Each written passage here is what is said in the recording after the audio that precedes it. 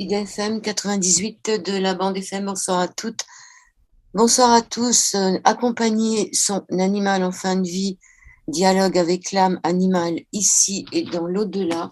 C'est le titre d'un livre publié aux éditions Vega de Fabienne Maillefer avec une préface de Sylvie Ouellette. Fabienne Maillefer est psychopédagogue et hypnothérapeute. Elle a suivi de très nombreuses formations en santé animale et s'intéresse depuis plus de 20 ans à la communication animale intuitive et au développement de l'intuition. Elle a créé l'école de la conscience EDC, labellisée pour la qualité de ses enseignements, qui se veut être un centre d'initiation à la relation d'âme à âme avec le monde animal, mais aussi minéral, végétal et avec la nature en général. Spécialisée en psychotraumatologie, elle accompagne depuis plus de 30 ans des patients à la recherche du sens de leur vie et de leur mission d'âme.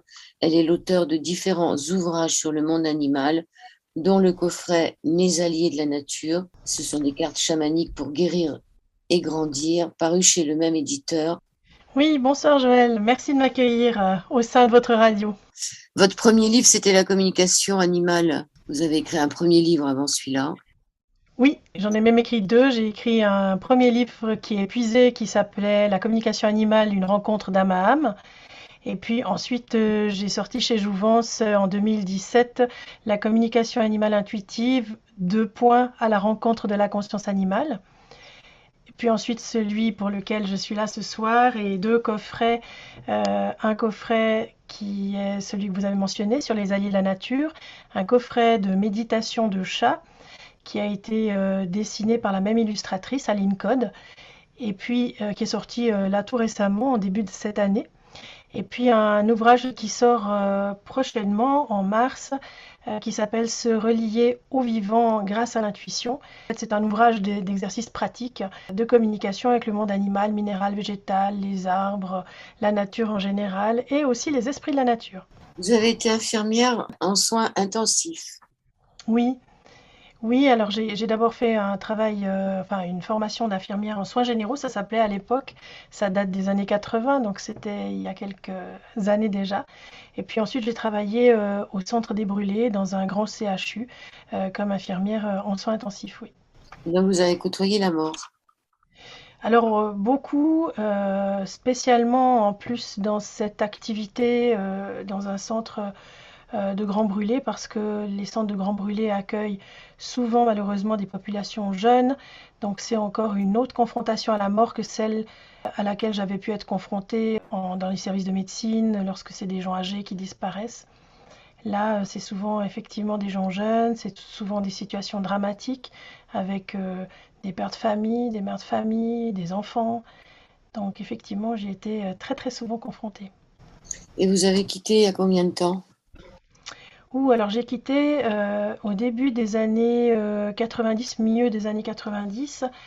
J'avais envie vraiment d'orienter ma vie sur la reconstruction, dans le sens où les personnes qui sortaient des soins intensifs, heureusement la majorité sortait des soins intensifs pour ensuite aller dans des unités de chirurgie plastique et reconstructive. Et ces personnes-là, en fait, n'étaient pas tellement accompagnées à l'époque dans la reconstruction d'eux-mêmes à l'extérieur. Tant qu'ils étaient dans le cocon de l'hôpital, ben, ça allait dans le sens où on les prenait en charge. Mais ensuite, quand il fallait revivre dans la vie de tous les jours en ayant des cicatrices très importantes, en devant porter des habits de compression, en ayant aussi cette odeur particulière qui accompagne les traitements, les crèmes des personnes qui ont eu la peau brûlée. Enfin, tout ça était extrêmement compliqué pour eux dans le retour à domicile et il n'y avait aucun accompagnement. Donc j'ai commencé à en faire à titre bénévole en dehors de mes heures comme infirmière. Et puis, ben, au bout d'un moment, malgré mes demandes de créer un service d'accompagnement, à l'époque, ça n'avait pas été entendu. J'ai décidé de quitter ce milieu-là parce que je pouvais simplement plus mener à bien ces deux jobs. Et je suis allée travailler dans le milieu des dépendances parce que pour moi, se reconstruire lorsque on a eu une problématique de dépendance, que ce soit l'alcool, la drogue ou d'autres types de dépendance, Bah, pour moi, c'est un peu la même démarche. C'est tant qu'on est dans l'institution, pris en charge, ça va. Mais comment on fait à l'extérieur quand il faut affronter le regard des gens, quand il faut savoir dire non, quand voilà. Pour moi, il y avait une continuité, un fil rouge qui accompagnait ma démarche. Et puis, c'est dans ces institutions-là que j'ai décidé de poursuivre des études, d'abord par une formation en sciences de l'éducation et en psychopédagogie, puis ensuite une deuxième licence en psychologie sociale. Puis ensuite, je me suis spécialisée en psychotraumatologie. Tout ça tombait sous le sens, avec toujours un intérêt particulier et surtout un ancrage et une possibilité de revenir toujours au vivant grâce à mon amour et au lien que j'ai particulier avec la nature depuis toujours, et notamment les animaux sauvages. À quel moment les animaux sont arrivés? C'est le monde sauvage qui est d'abord arrivé? Alors, les animaux sont arrivés dans ma vie depuis petite. J'ai la chance d'habiter à l'époque dans une petite ville, et puis ensuite mes parents avaient ce qu'on appelle un chalet, une résidence secondaire à la montagne où on passait pas mal de temps en famille. Et là, pour moi, c'était le rêve et c'était extraordinaire.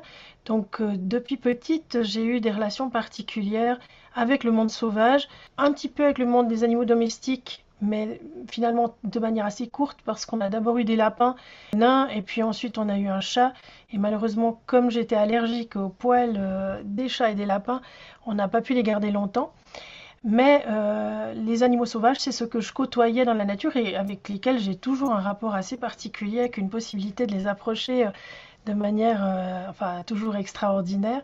Comme vœu de Nouvel An, j'ai envoyé la carte une photo pardon, de l'hermine qui est dans notre potager et avec qui je peux vraiment avoir des conversations comme avec vous et qui ne part pas et qui est tout à fait apprivoisée, si je peux dire ça comme ça, hein, entre guillemets.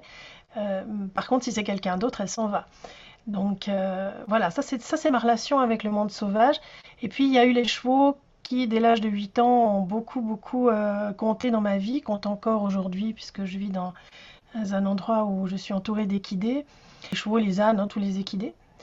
Et tout ça m'a amené petit à petit à m'intéresser à la relation homme-animal et surtout à pouvoir voir déjà par rapport à moi-même combien lorsque l'on traverse des difficultés, la présence de nos animaux à nos côtés est bienveillante, que ce soit les chevaux ou pour moi donc, hein, ou bien les animaux sauvages.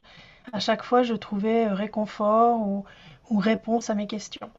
J'ai évolué dans ma vie avec ces deux choses en parallèle et une impression très évidente que la mort était quelque chose avec lequel je devrais composer, même si je n'ai pas été énormément confrontée à la mort de proches, par ma grand-mère, et puis ensuite plus tard mes grands-parents, mais dans l'enfance très peu.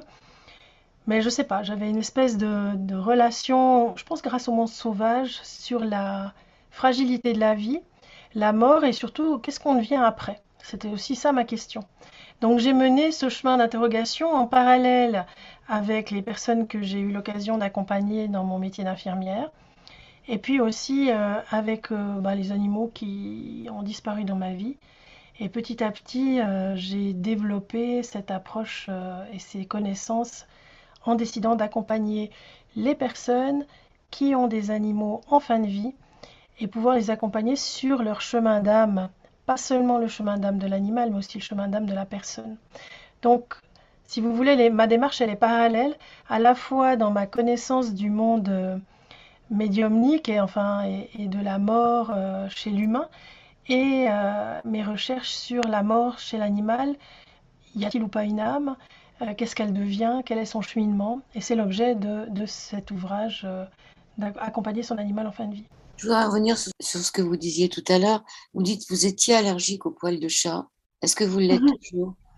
Mais oui, mais oui, plein d'animaux en plus.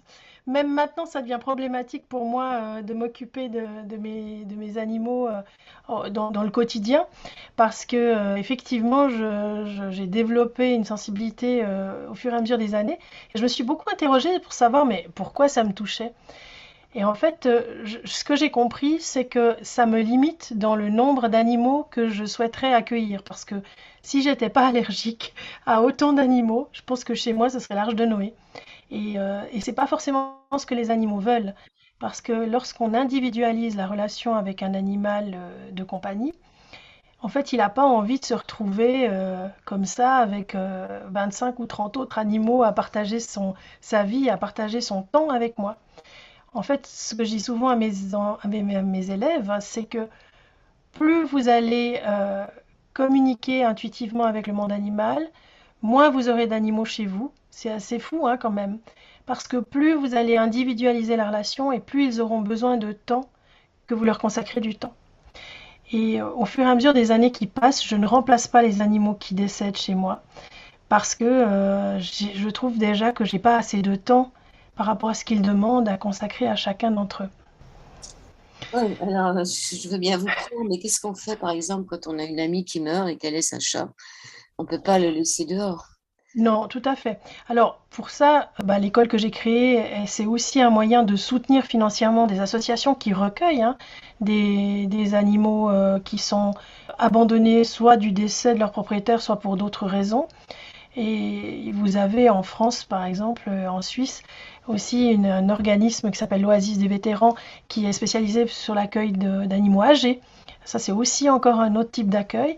Et puis en France, en Suisse, en Belgique, un peu partout, il y a des centres d'accueil, que ce soit des SPA ou des refuges, voire même de plus en plus des familles d'accueil qui accueillent provisoirement des animaux et qui se sont spécialisés sur telle ou telle espèce. Mais effectivement, l'idée, c'est pas de les laisser dans la rue, hein. Quand ils ont été une fois animal de compagnie, c'est compliqué de devenir un animal de groupe à nouveau. Alors, on va donc parler de l'accompagnement de son animal en fin de vie. Il faut qu'il y ait au moins quatre personnes. Il y a l'animal, il y a le propriétaire de l'animal, il peut y avoir le communicateur et le vétérinaire. C'est très important, ça, que le vétérinaire soit présent et qu'on lui pose des questions. Tout à fait, c'est indispensable et c'est indispensable surtout parce que seul le vétérinaire est habilité à évaluer cliniquement l'état de l'animal. Parce que moi, en tant que propriétaire d'un animal, bah, je vais être sous le coup des émotions, de l'angoisse que ça soit maintenant, bientôt le dernier moment venu, de pas savoir si c'est le bon moment ou pas, et avoir recours à un interprète animalier ou communicateur animalier, hein, les deux termes sont utilisés, pour savoir si c'est le bon moment de l'endormir ou pas, c'est pas la bonne démarche. La bonne démarche, c'est vraiment de passer d'abord par une évaluation et faire un bilan de santé auprès du vétérinaire. Ça, c'est ce qui m'arrive tous les jours. Je vous donne un petit exemple juste avant le week-end. Voilà que quelqu'un m'appelle en me disant ça y est, c'est la fin, je suis sûre, depuis 2 jours, mon chat veut plus manger. Et c'est quelqu'un que j'avais déjà eu au téléphone précédemment, qui avait été faire un bilan veto. Il y avait eu un diagnostic d'insuffisance rénale très avancé qui était posé avec vraiment des jours ou des semaines déjà comptés pour l'animal. Et là, je lui ai dit, mais il faut vraiment que vous réévaluez la situation, surtout si votre chat ne mange plus et ne boit plus, pour éviter qu'il y ait souffrance. Parce que même si c'est la fin de la vie de l'animal, on peut aussi conduire cette fin de vie décemment et sans souffrance exagérée ou sans agonie. Donc elle est allée effectivement l'après-midi chez son vétérinaire, elle a été prise en urgence, qui en l'examinant a dit non, juste votre chat est un peu déshydraté, on va lui faire une perfusion. Et puis maintenant vous allez pouvoir faire le travail avec Madame Maillefer pour progressivement vous aussi vous habituer à l'idée que votre chat, bah, il va falloir l'endormir dans un avenir plus ou moins proche. Donc on est entré maintenant, j'ai un rendez-vous ce soir avec cette personne, on est entré maintenant dans cette phase de préparation avec le propriétaire, avec le chat, en l'occurrence avec toute la famille, parce que c'est souvent aussi une famille que j'accompagne. Il n'y a pas que la personne que j'ai au bout du fil, il y a parfois des enfants, un conjoint et puis d'autres animaux aussi dans la famille. Donc cet accompagnement, pour moi, il doit se faire globalement, mais la décision d'euthanasie ou le fait qu'il va falloir prendre la décision d'euthanasie ne peut être posée que par le vétérinaire et ne doit jamais être fait par un communicateur animalier qui alors pour moi délivre ce que j'appelle un permis de tuer et ça c'est pas ok éthiquement parlant parce que vous ne pouvez pas à distance au téléphone, avoir une évaluation claire, et là je parle par rapport à mon passé d'infirmière, avoir une évaluation claire et limpide de où en est l'animal. C'est vraiment l'observation clinique du vétérinaire, les pulsations, la respiration, l'état de déshydratation, etc., etc., qui vont poser en fait le diagnostic de fin de vie. Oui, alors moi, il m'est arrivé de faire euthanasier plusieurs animaux. C'est vrai que le diagnostic était prévu pour mon chat, insuffisance rénale. Et c'est vrai que j'ai appelé un vétérinaire d'urgence sans me poser trop de questions pour lui demander qu'il l'endorme. Comme vous dites, c'est bien et que le vétérinaire s'est pas posé de questions et il l'a endormi. Donc on s'en veut toujours un peu après. Vous dites dans votre livre après qu'il faut se pardonner de ces euthanasies qu'on a fait, de ces morts plus ou moins ratées où on ne sait jamais si on a fait bien, si on a été jusqu'au bout, si on n'en a pas fait trop, si on n'en a pas fait assez. Ça, c'est important. Et vous dites que l'animal, lui, il ne se suicide pas. Les animaux ne se suicident pas. C'est pas l'animal qui va choisir. C'est-à-dire que si on pose la question à l'animal, est-ce que tu veux mourir? Il va nous dire non. Il dit toujours non, parce que la notion déjà de mort n'est pas du tout celle que nous avons. Nous, dans la notion de mort, il y a derrière cette notion-là, le fait que ça soit définitif. C'est-à-dire que, ben voilà, si mon animal meurt, j'ai conscience en tant qu'adulte que je le verrai plus, que il va me manquer physiquement, voilà, dans sa présence aussi, rien que sa présence dans la maison. Ça, c'est des notions qui n'appartiennent pas au monde animal. L'animal, lui, il a un esprit et un pouvoir de vie qui est énorme. Il a une puissance et une énergie de vie énorme en lui. Et il va tout faire pour pouvoir se battre, pour continuer à vivre, parce que dans sa conception des choses, la mort n'existe pas.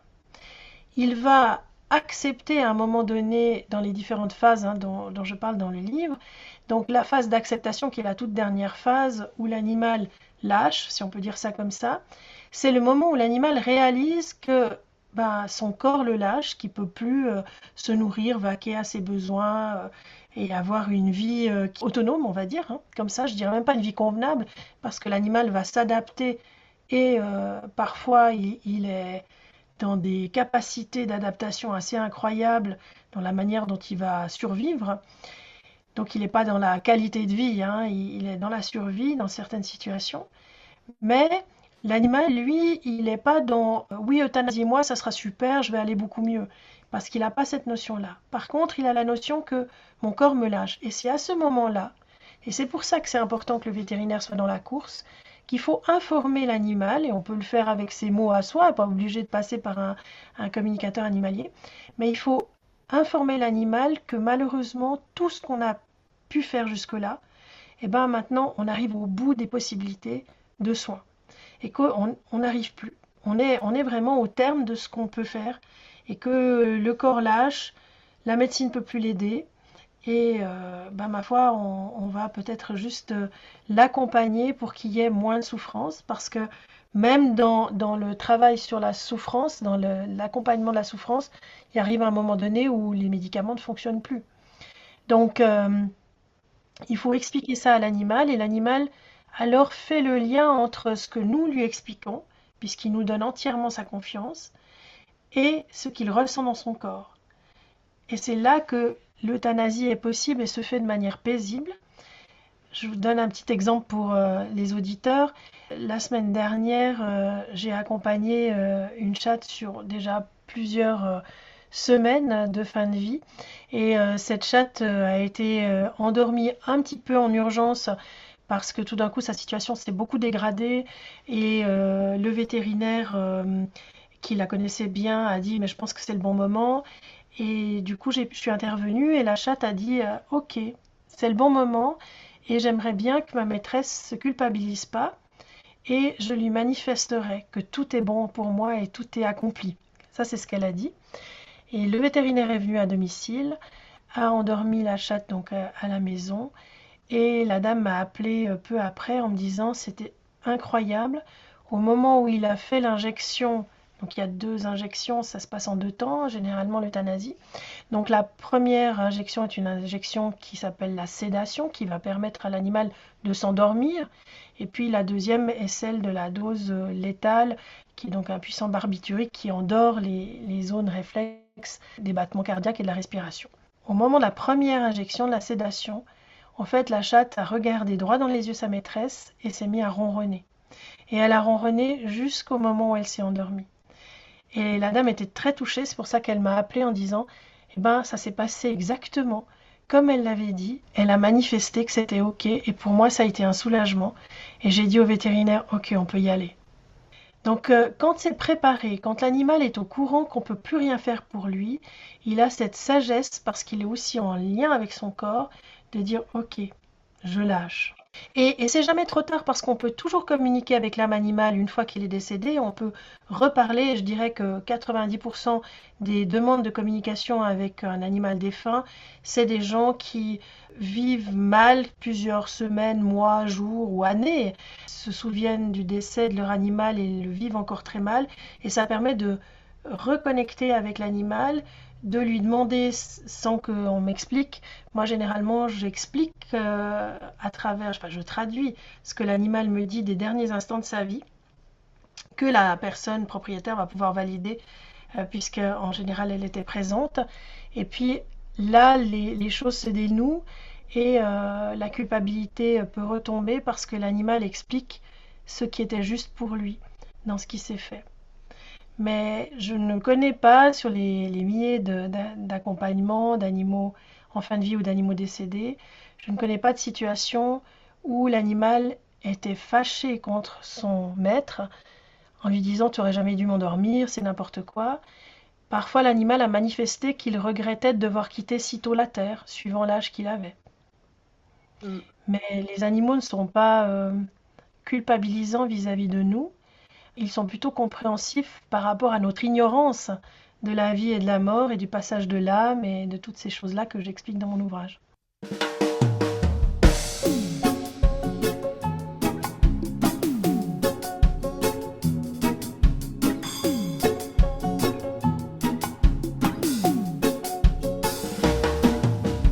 Merci à toi, folie. Grâce à toi, je vis. Merci à toi, folie. Grâce à toi, on s'unit. Merci à ce bal masqué quotidien. Grâce à toi, je sens que me priver d'air n'est pas sain. Merci à ce confinement imposé. Grâce à toi, je sais que le tapin n'est pas la santé. Merci à la potion magique des labos. Grâce à toi, je vois tous les docteurs collabos. Merci à la distanciation sociale. Grâce à toi, je comprends que l'amour est vital.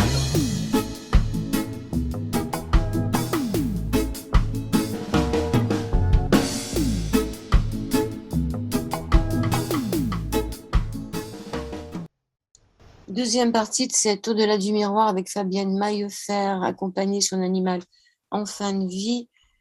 C'est aussi notre propre perception de la mort, de notre mort, qui fait qu'on regarde l'animal avec sa mort. Donc le chat, le chien, les animaux en général n'ont pas la même perception de la mort que nous.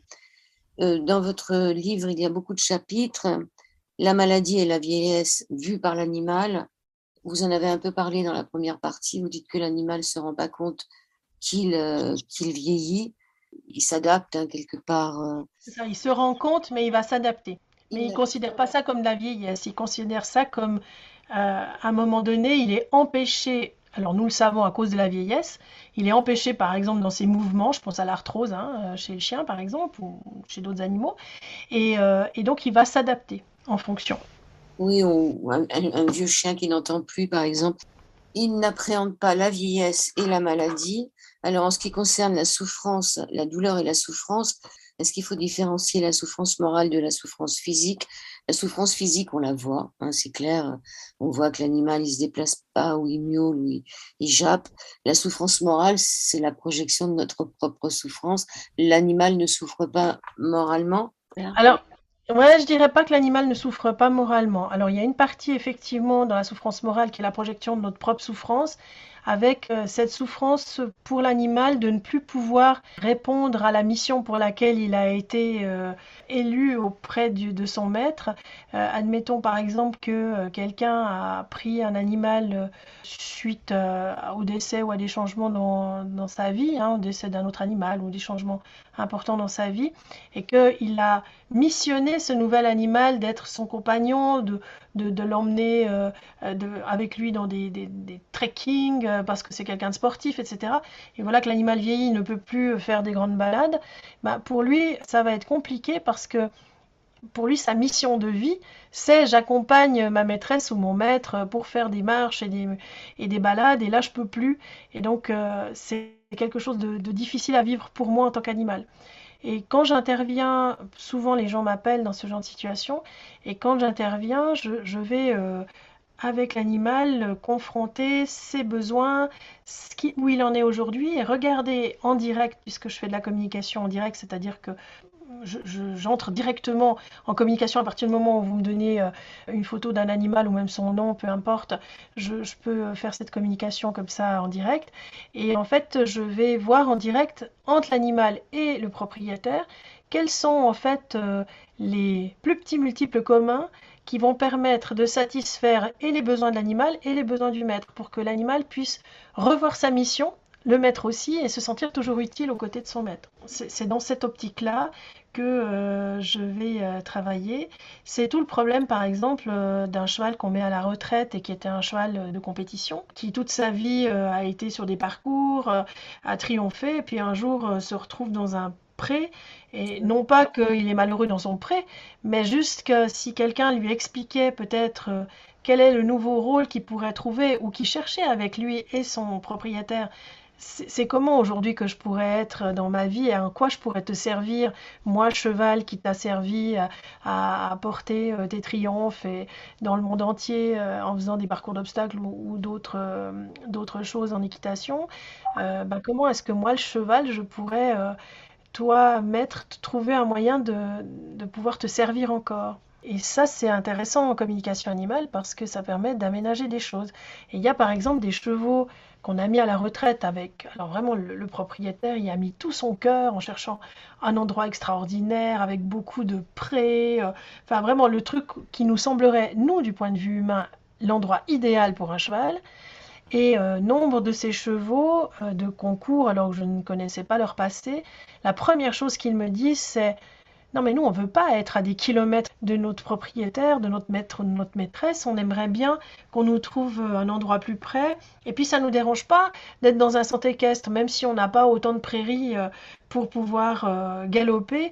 Nous, ce qui nous intéresse, c'est d'avoir la proximité des gens, de pouvoir être en lien. Parce qu'il faut imaginer qu'un animal qui a vécu une vie sociale, comme un cheval qui a été en centre équestre toute sa vie, qui a fait des concours hippiques, de le mettre à la retraite dans un pré vert magnifique, je sais pas, en Normandie, de notre point de vue humain, c'est magnifique. Mais du point de vue de l'animal, souvent, c'est juste une mise à l'écart, hein.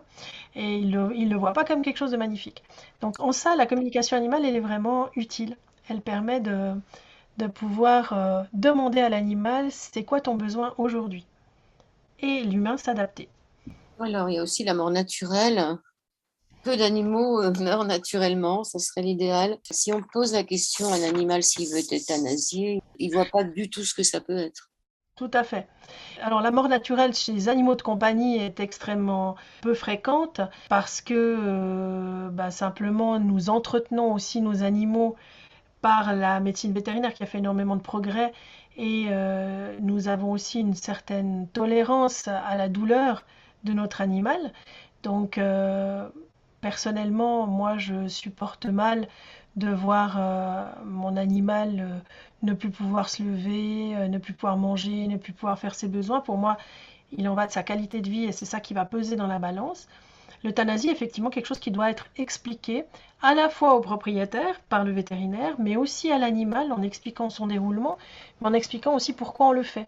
Ça reprend les choses que j'ai dit dans la première partie. Il est nécessaire de préparer l'animal, de lui indiquer que maintenant on arrive au bout de tous les possibles que nous avons à disposition en tant qu'humains pour essayer de prolonger la vie et surtout une vie de qualité. Oui, alors l'euthanasie, oui, mais où? Vous avez un chapitre sur ce sujet. J'ai appris qu'il ne faut jamais euthanasier un cheval dans un box. Alors, je dis pas qu'il faut jamais euthanasier un cheval dans un box, c'est que C'est-à-dire si possible, si on peut l'euthanasier dehors, c'est plus confortable pour lui. Ça sera aussi plus confortable pour des raisons d'intendance, parce que ça aussi, c'est des choses qu'il faut aborder. Et c'est aussi pour moi une partie de mon travail, c'est que quand les gens souhaitent endormir leur animal à un endroit ou à un autre, il faut qu'on réfléchisse si c'est opportun et pour l'animal et pour l'intendance qui va suivre et aussi pour la personne. Alors concernant le cheval, idéalement, si on peut l'endormir à l'extérieur, pour le cheval, c'est quelque chose qui est moins anxiogène que d'être endormi dans son box, pour autant que cela soit possible. Parce qu'il y a des situations où le cheval ne peut plus être sorti du box, donc on fait comme on peut. Et puis il y a des situations où on va même endormir un cheval dans un van, hein, dans un camion, parce qu'on ne peut pas laisser le corps en place là où on l'aurait euthanasié. On va faire au mieux et comme c'est possible. Donc ça c'est la première chose. Concernant ces animaux de compagnie, le chat, chien, lapin qui vivent chez nous, lorsqu'il est possible d'euthanasier nos animaux à la maison, que le vétérinaire est d'accord de se déplacer, il y en a de plus en plus, il faut réfléchir aussi pour la personne qui va rester dans la maison, où est l'endroit idéal. Parce que peut-être que l'animal dit, mais moi j'aimerais bien être endormi dans ton lit, mais ça veut dire qu'après, moi je vais devoir dormir dans ce lit, hein, moi propriétaire de mon animal, je vais devoir dormir dans ce lit où mon compagnon animal est décédé, et c'est peut-être la dernière image que je vais garder de lui, c'est son corps défunt. Pour certaines personnes, ça pose pas de problème, ça c'est très individuel. Pour d'autres, c'est très compliqué et ça amène à plein de situations qui peuvent être anxiogènes, donc il faut réfléchir aussi à l'endroit par rapport à ça. Il n'y a pas de moment idéal pour mourir, il n'y a pas de lieu idéal pour mourir. On essaye d'aménager le mieux qu'on peut, mais parfois on est pris par les circonstances, comme vous disiez vous par rapport à votre chat, et puis on fait comme on peut. L'important, c'est d'en avoir conscience, c'est-à-dire de pouvoir par la suite, à travers différents rituels hein, dont je parle dans le livre, pouvoir aussi terminer, qui n'a peut-être pas pu se terminer comme on aurait aimé.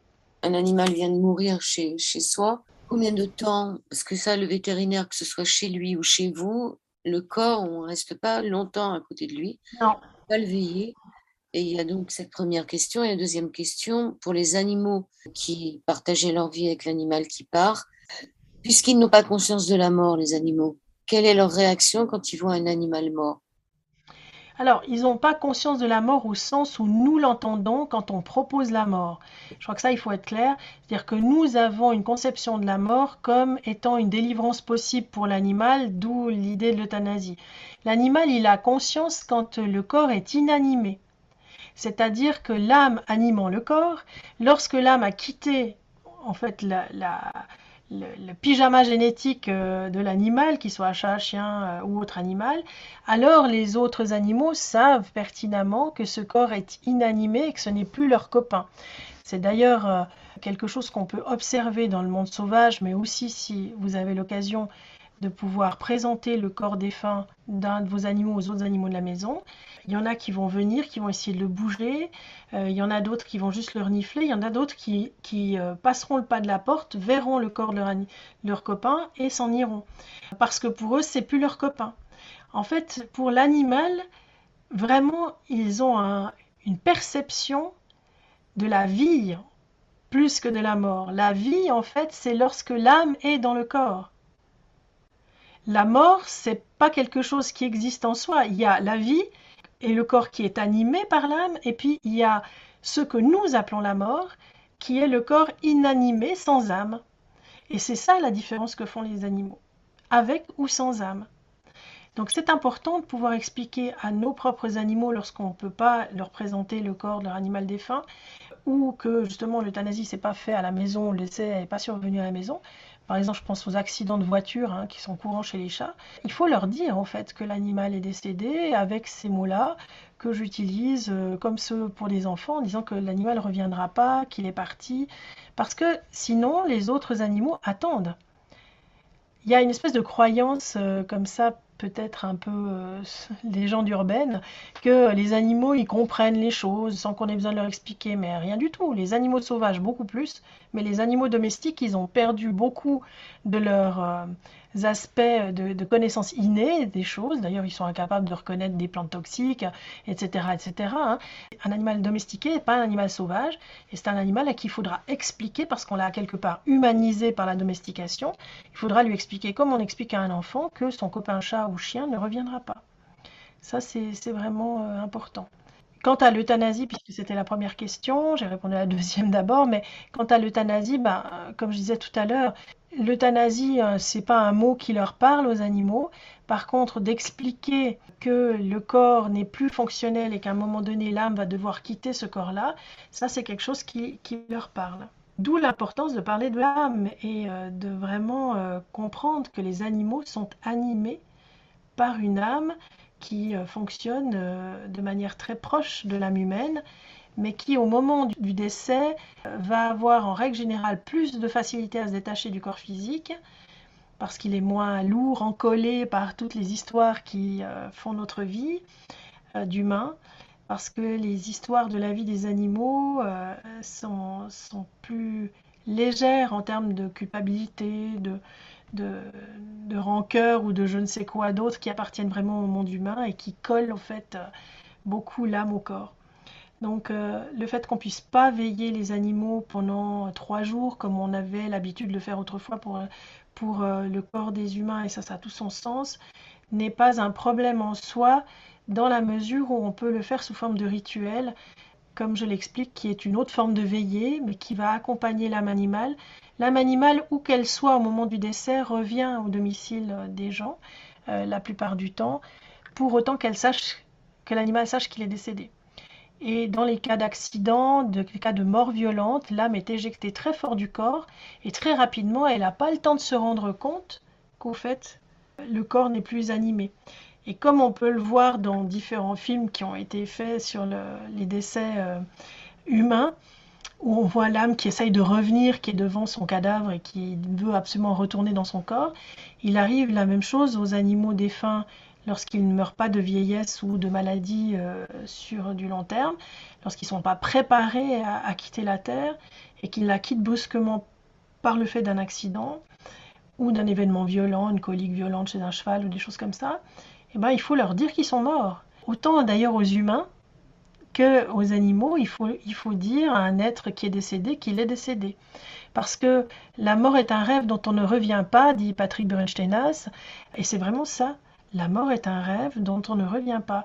Et quand vous êtes dans vos rêves, vous ne savez pas, vous êtes dans une autre réalité. Vous savez juste que vous êtes vivant quand vous vous réveillez le matin. Mais quand vous êtes décédé, vous continuez dans ce rêve-là. Donc il faut qu'il y ait des gens qui avertissent les animaux qu'ils sont décédés, et donc les proches des animaux. Et il en va de même pour les âmes humaines. Tout un chapitre sur les phases de préparation de l'âme et du corps avant la mort. Première palier, l'adaptation, ensuite le ralentissement, ensuite le détachement et l'acceptation. Vous développez tout ça sur les chiens, les chats, les chevaux, que ce soit des ânes ou aussi des poneys, les nacs, les nouveaux animaux de compagnie, et les oiseaux. Un beau chapitre sur les oiseaux qui sont plus en lien avec le spirituel. Et moi, il m'est arrivé d'avoir un oiseau qui est mort dans mes mains. Et ce qui m'a le plus étonné, c'est qu'il a retourné sa tête complètement à l'envers, de manière à regarder le ciel. C'était très étonnant. Vous avez aussi un chapitre sur les chakras, des images avec les chakras sur les animaux. Et j'étais assez étonnée de voir que les chakras, vous ne les mettez pas sur la colonne vertébrale. Alors, ces images n'ont pas été dessinées par moi, hein. Il y a les références. C'est comme ça que c'est illustré, mais on peut les mettre sur la colonne vertébrale. C'est juste pour des questions de facilité. De toute façon, le chakra est un point énergétique traversant qui traverse tout le corps. Donc c'est simplement le fait des illustrations que j'ai trouvées, ne sachant pas moi-même dessiner. Mais ça fonctionne aussi sur la colonne. C'est traversant de toute façon. Merci à toi, folie. Grâce à toi, je vis. Merci à toi, folie. Grâce à toi, on s'unit. Grâce à toi, je prends conscience de l'amour, de la guidance qui va voir ton ignorance et lui tendre les bras. Grâce à toi je fais confiance à cette sombre impuissance qui va lâcher l'arrogance pour se joindre à moi. Je tiens la télécommande grâce à laquelle tu trembles, mais ce frisson n'est pas la peur à laquelle tu crois. Je t'emmène dans un monde où la joie efface l'ombre, car ton mental réfléchira à la lumière en toi. Troisième et dernière partie de cet au-delà du miroir. Nous accompagnons toujours notre animal en fin de vie avec Fabienne Maillefer. Donc vous avez tout un tas de chapitres sur les rituels de passage. Ça serait bien de mettre une bougie, l'aider à faire un au revoir à la terre, peut-être de regarder l'album photo. Il y a l'histoire de la plume aussi, et du poil. Et tous ces rituels-là, en fait, ils permettent de terminer la boucle suivant les circonstances dans lesquelles le décès s'est passé. Je reviendrai juste sur le rituel de l'au revoir à la terre qui est vraiment très important. Lorsqu'un animal est averti qu'il va être endormi, c'est important pour lui qu'il puisse non pas être averti le jour même, à moins que ça se fasse comme ça, mais si c'est un acte décidé, il ne faut pas le lui cacher en lui disant on a pris rendez-vous jeudi à 15 h avec le vétérinaire pour endormir le chat ou le chien ou le cheval ou peu importe l'animal. Il faut vraiment le lui dire parce que c'est du temps de préparation aussi de l'âme, de ces fameuses phases dont vous parliez tout à l'heure et qui permettent de passer de la phase de détachement à la phase d'acceptation. En fait, c'est du temps pour que l'animal puisse, lui, faire ses adieux. Un peu comme nous, les humains, lorsque nous arrivons à la fin de notre vie, ou que nous savons que nos jours sont comptés. Vous savez, il y a des fois cet état de grâce, avec des gens qui sont presque semi-comateux, et on se dit, ça y est, ça va arriver. Puis tout d'un coup, quelques heures avant le départ, et le décès, ils ouvrent les yeux, ils peuvent encore dire 2-3 choses, ou voilà que la famille a pu se réunir, et est là autour de la personne. Donc c'est un peu cet même état de grâce que va vivre l'animal, qui peut être très mal au point et tout d'un coup se sentir beaucoup mieux pour pouvoir réaliser certaines choses. Et là, comme interprète animalière, je vais demander à l'animal qu'est-ce qui te ferait plaisir. Et ça peut être une balade, il va la décrire en disant j'aimerais bien être emmené. Alors des fois il peut le faire physiquement, des fois il peut plus du tout.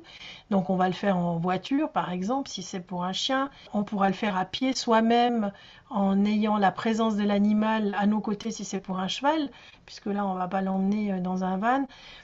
C'est cet au revoir à la terre qui est tellement importante pour le monde animal, qui a cette connexion avec tous les éléments, la terre, le feu, l'air, l'eau, et l'animal a besoin de dire au revoir à cet espace qu'il a accueilli, que nous appelons la terre, et qui pour nous souvent est un espace un peu matériel comme ça, avec des trucs dessus, si je peux dire ça comme ça, alors que pour l'animal, la nature et tout ce qui vit, c'est du vivant.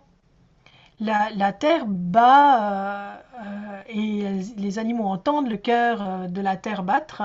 Les herbes, les fleurs, le vent, l'air, tout ça est vivant pour un animal. C'est pas juste de la matière. Et donc il doit aussi prendre congé de tout ça.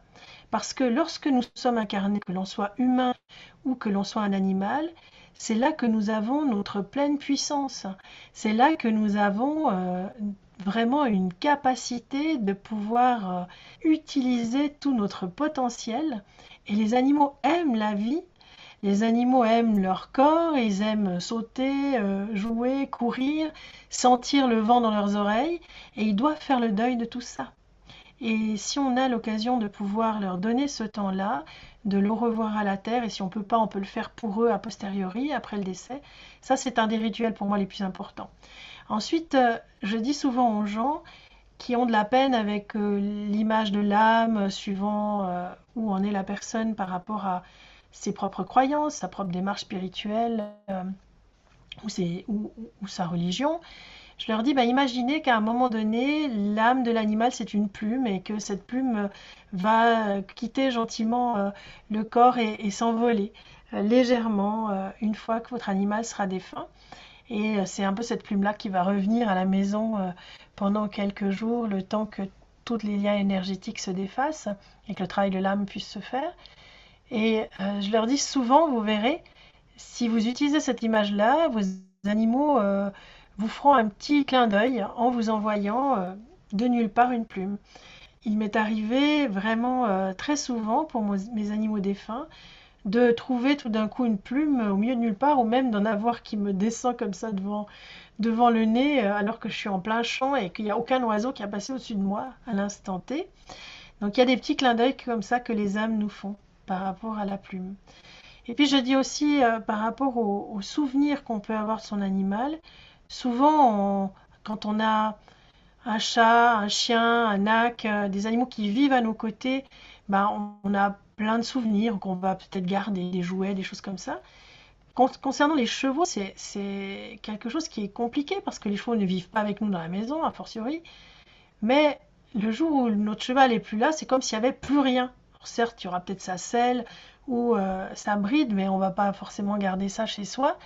Et je dis toujours, mais peut-être demander à l'animal de son vivant si il est d'accord que vous préleviez un petit peu de poil ou un petit bout de crinière ou quelque chose qui, si pour vous ça vous fait du bien et si ça fait du sens, quelque chose que vous garderiez en souvenir de votre animal.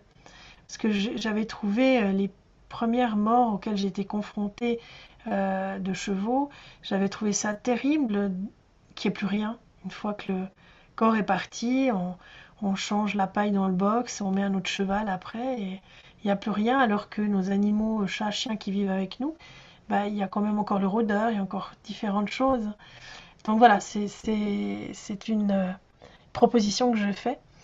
Après, chacun est libre, bien sûr, de faire ce qui lui convient et ce qui lui parle. Alors, pour aider lui ou ceux et celles qui restent, il y a des plantes, des minéraux, il y a la sauge, par exemple, mais il y a aussi l'or. L'or est revenu 2 fois dans votre livre. L'or pour aider au passage de l'animal et l'or pour après aider ceux qui restent. Pourquoi l'or? C'est des choses qui m'ont été données et qui ont été aussi expérimentées avec des animaux. L'or ouvre en fait vraiment les voies énergétiques pour la libération de l'âme, facilite la libération de l'âme. Et puis l'or, en homéopathie par exemple, que je conseille de prendre, va nous aider à transformer en fait, transformer cette transcendance, ce départ, cette transcendance de l'âme, la transformer aussi à l'intérieur de nous. Et c'est vraiment une énergie, plus qu'une matière encore, hein, qui va nous permettre de dépasser peut-être le sentiment que certaines personnes peuvent avoir de vide total, voire de peur, voire de tristesse énorme, de chagrin qu'on peut pas guérir lors du départ de leur animal, dans ce sens-là. En 2010, José Bouchard a créé un carnet Oui. de messages pour la fin de vie difficile de sa mère qui avait eu un AVC. Carnet de passage pour notre animal. Alors, grâce à José qui m'a autorisé à le faire, j'ai effectivement repris, alors en aménageant son carnet de passage pour le mettre en lien avec le monde animal, hein, tout n'était pas adapté, elle l'a fait pour le monde humain, mais des questions qu'on peut se poser soi-même et poser à notre animal pour voir comment on pourrait l'accompagner au mieux. Et si on connaît bien toutes ses habitudes, ses désirs, ses besoins aussi, dans les derniers instants de la vie, ça s'adresse surtout à des animaux qui soit sont vieillissants, soit ont une maladie chronique qui dégénère progressivement et qu'on peut accompagner sur du long terme. Ça va de quel type d'odeur l'animal aime sentir, ou quel type de nourriture, quel type aussi de dodo hein, dans lequel il aime bien être, avec quel genre de couverture, etc., etc., de la musique, enfin, de se poser ces questions-là, ça prépare et ça permet de préparer souvent des gens qui sont très angoissés à l'idée de perdre leur animal parce que c'est tout pour eux, de se dire bah, je peux quand même me préparer et faire quelque chose. Il n'est jamais trop tard, donc même pour revenir sur une euthanasie qui a été faite ou sur une mort qui s'est faite, ça c'est en communication animale. Oui, tout à fait. On peut à tout moment parler à l'âme animale et il n'y a pas de date de péremption, comme je dis. C'est-à-dire que même si j'ai perdu un animal quand j'étais petite et que ça m'est arrivé il n'y a pas longtemps d'une dame qui m'a demandé si je pouvais parler avec son chien qu'elle avait eu adolescente. C'est une dame qui a une soixantaine d'années maintenant. Et son chien, en fait, un jour, elle est rentrée à la maison et il n'était plus là. Parce qu'il y a eu bisbille entre ses parents qui ont décidé de donner ce chien. Voilà. Et elle, c'était son chien pour elle. Elle s'est sentie très très coupable. Elle a eu toute sa vie durant l'impression de l'avoir abandonné. Et elle voulait savoir si elle pouvait lui parler. Alors il était clair que vu l'âge de la dame et vu l'âge du chien à l'époque, le chien était défunt, ça c'est sûr, mais que peut-être il s'était réincarné. Donc l'idée c'était de pouvoir parler avec ce chien-là, appelons-le Max, avec Max à l'époque où cette dame était adolescente et de l'événement qui s'est passé. Et c'était très intéressant parce que là le chien a pu donner vraiment des détails très précis sur où il habitait, ce qu'il faisait, des choses que je ne pouvais pas connaître et qui ont permis de valider que j'étais bien avec le bon chien. Et le chien a pu expliquer aussi ce que ça avait signifié pour lui et comment il avait accompagné sa maîtresse. Et ce qui était très très joli, c'est qu'à un moment donné, il lui dit, mais tu sais, je suis l'âme du chat qui t'accompagne aujourd'hui. Pour ma part, je n'avais pas d'informations concernant cette dame qui avait un chat, puisque a priori, elle n'avait pas d'animaux quand elle m'a appelé, c'était juste pour ce chien décédé il y a fort longtemps. Et je dis à la dame, et je vois un petit chat noir et blanc qui a la moitié de la truffe blanche et l'autre moitié noire. Est-ce que c'est votre chat? Et elle me dit, oui, c'est bien lui. Et donc, elle est allée le chercher, elle me l'a montré. Et puis, parce que je fais parfois au téléphone, parfois en visioconférence. Et puis, les communications animales. Et c'était chouette pour elle de réaliser que l'âme de son chien défunt s'était réincarnée dans l'âme de son chat qui l'accompagnait actuellement. Alors, c'est pas toujours le cas, hein, mais pour dire qu'il n'y a pas de délai pour pouvoir parler à un animal défunt. Oui, il y a de belles histoires dans votre livre qui nous mettent plus que la larme à l'œil. Comment savoir si on a respecté les volontés de l'animal? À la fin de votre livre, il y a tout un tas de questions. Donc, comment savoir si on a respecté ses volontés? Comment va-t-il? Est-ce qu'il ne m'en veut pas? Ça, c'est des questions que les gens vous posent. Oui, la dernière partie du livre, en fait, je l'ai consacrée à une dizaine de questions autour de la mort ou de l'après-vie, parce qu'on pourrait plutôt parler d'après-vie que de mort dans la conception des animaux, de l'après-vie chez l'animal et des questions que les gens me posent depuis bientôt 20 ans lorsque j'accompagne leurs animaux en fin de vie ou lorsque justement leur animal est décédé. Ça me semblait assez intéressant de répondre à ces questions de manière un peu universelle, mais sous l'éclairage des expériences que j'avais pu mener toutes ces années. Et l'idée étant de consacrer un jour un livre vraiment exclusivement autour de la mort de l'animal, celui-ci étant surtout sur l'accompagnement de l'animal en fin de vie, et on aborde dans la deuxième partie la mort sous l'aspect, on va dire plutôt, des questions que les humains se posent vis-à-vis de la mort de leur animal. Est-ce que vous avez des réponses dans la question mon animal est mort? Comment va-t-il et est-ce qu'il ne m'en veut pas? Tout à fait. Alors là, on va poser la question, lorsque je communique avec un animal défunt, je vais d'abord identifier l'animal dans ce qu'il faisait de son vivant pour être sûr qu'effectivement je parle bien avec le bon animal. Et puis ensuite, je vais pouvoir transmettre les questions en direct que la personne, l'ancien compagnon humain de l'animal, se pose vis-à-vis de son animal. Et je vais y répondre, ayant ainsi la garantie d'être avec le bon animal. Donc les animaux, il arrive que les animaux demandent par exemple des petits rituels supplémentaires ou des choses qu'ils aimeraient bien qu'on fasse pour eux. Ou par exemple qui disent mais tu sais moi j'attends que tu aies fait ton deuil parce que j'ai bien l'intention de revenir, mais tant que tu es occupé à me pleurer, moi j'ai besoin de te dire que je vais bien, mais que j'aimerais bien revenir dans ta vie, mais je peux pas parce que ton cœur il est tout pris par le chagrin de m'avoir perdu, mais tu m'as pas perdu, je suis juste de l'autre côté du miroir et je reviendrai bien. Parce que certains animaux vont revenir dans notre vie sous une autre forme, je parlais de l'exemple du chien et du chat tout à l'heure, certains animaux vont se réincarner dans notre vie actuelle sous la même forme de l'espèce qu'on avait précédemment ou sous une autre forme animale. Ça, c'est tout à fait de l'ordre du possible, mais tous les animaux ne le font pas. Parce que souvent, on aimerait, quand notre animal est décédé, que bien sûr, reprenons l'exemple de Max, que Max revienne dans ma vie parce que c'était tellement bien et c'était un chien unique et il était extraordinaire.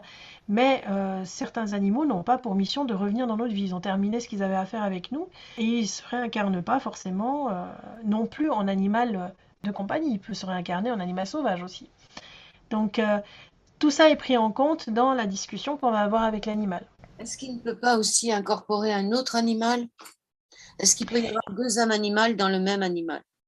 Alors, à ma connaissance, deux âmes animales dans le même animal sur du long terme, non, mais il arrive parfois que les animaux soient utilisés, alors ça a l'air d'être un accord d'âme à âme, hein, soient utilisés comme canal pour passer des messages, soit d'autres animaux que l'on a chéris, et dans le livre, j'explique ce qui se passe entre mon petit Anonyx et ma chienne Mélie à ce sujet, soit aussi par rapport à des âmes humaines qui ont besoin de passer des messages à travers des âmes animales qui se prêtent comme canal, on va dire, d'information. Mais il faut réaliser qu'il y a un moment donné où toutes les âmes que nous associons en fait aux personnalités, un petit peu à tort, parce que pour moi, il y a une différence entre l'âme et la personnalité, hein. La personnalité, c'est ce qui fait qu'aujourd'hui, ben voilà, je suis Fabienne Maillefer, vous êtes Joël. Mais l'âme, c'est quelque chose d'autre, et l'âme rejoint en fait, à un moment donné dans son évolution, une dimension globale, ce que certains appellent l'unité. Et en fait, les âmes, à un moment donné, se différencient plus les unes des autres. Donc, l'âme, pour moi, est un véhicule qui permet, en fait, de retourner, de regagner l'être infini que chacun d'entre nous est, y compris les animaux. Donc, il est possible qu'effectivement, parfois, des âmes se cohabitent ensemble dans un moment donné, parfois échangent peut-être leur âme à un moment donné dans des phénomènes de Hawking. Enfin, ça sera probablement l'objet d'un prochain ouvrage parce que c'est quelque chose qui est bien complexe, l'âme animale, dans sa manière de fonctionner et d'être toujours le relais entre les humains et le monde animal. Donc y a ce côté, toutes les âmes animales nous ramènent au fait à notre humanité et c'est ce qu'elles essayent de faire par tous les moyens possibles imaginables, qu'elles soient âme animale incarnée comme animal de compagnie, comme animal de rente, comme animal domestique, comme animal sauvage. C'est de nous ramener à notre humanité. Je pense qu'aujourd'hui, il est temps qu'on se réveille parce que l'âme animale a déjà, enfin les animaux, le monde animal, a tiré la sonnette d'alarme depuis un moment sur le fait que nous ne pouvons pas continuer à dissocier les choses et à penser que nous sommes indépendants et pas reliés du tout pour rien au monde, à ce qui nous entoure. Les animaux vivent dans un monde vivant, un monde coloré, un monde qui bouge et qui est beaucoup plus dynamique que ce que nous pouvons observer avec nos yeux d'humains. Et si on se rapproche de cela, et si à travers l'âme animale on comprend ce message-là, alors notre relation à notre environnement, à tout ce qui nous entoure, et y compris aux humains qui nous entourent, devrait être différente, parce que les animaux contribuent à l'ouverture de notre conscience, simplement. Et de la conscience du tout et du fait que nous ne sommes pas divisés. Et d'ailleurs, au départ, on ne l'était pas. Il y a cette très très belle phrase d'Anatole France: tant que vous n'aurez pas aimé un animal, une partie de votre âme sera toujours sans éclat. Le livre s'appelle Accompagner son animal en fin de vie. C'est publié aux éditions Vega et vous vous appelez Fabienne Maillefer. Vous avez un site internet qui est www.écoledelaConscience.com ou www.communicationanimale au singulier avec un E à la fin d'animal.com aussi, ou simplement taper mon nom sur internet. Moi, j'aimerais rendre hommage à tous les animaux qui ont croisé ma route, qui la croiseront encore, dont j'ai croisé leur route, pour leur immense apprentissage, parce que je ne fais que témoigner dans mes ouvrages de ce que j'ai reçu de leur part, et j'ai la chance de pouvoir les entendre, c'est vrai, depuis tout petit, comme d'ailleurs toute forme de vie. Mais je suis vraiment touchée, je rends grâce au monde animal de m'avoir permis de pouvoir témoigner et de témoigner encore sur l'extrême sagesse qu'ils ont en eux et sur la nécessité vraiment que nous les humains, parce que c'est ce qu'ils souhaitent pour nous, nous puissions nous réveiller, réveiller nos consciences et réaliser que les animaux ne sont pas juste des bêtes. Merci beaucoup. Merci à vous, Joël. Merci. toi, folie. Grâce à toi, je vis. Merci à toi, folie. Grâce à toi, on s'unit. Merci à toi, folie. Grâce à toi, je vis. Merci à toi, folie. Grâce à toi, on s'unit. Merci à toi, folie. Grâce à toi, je vis. Merci à toi, folie.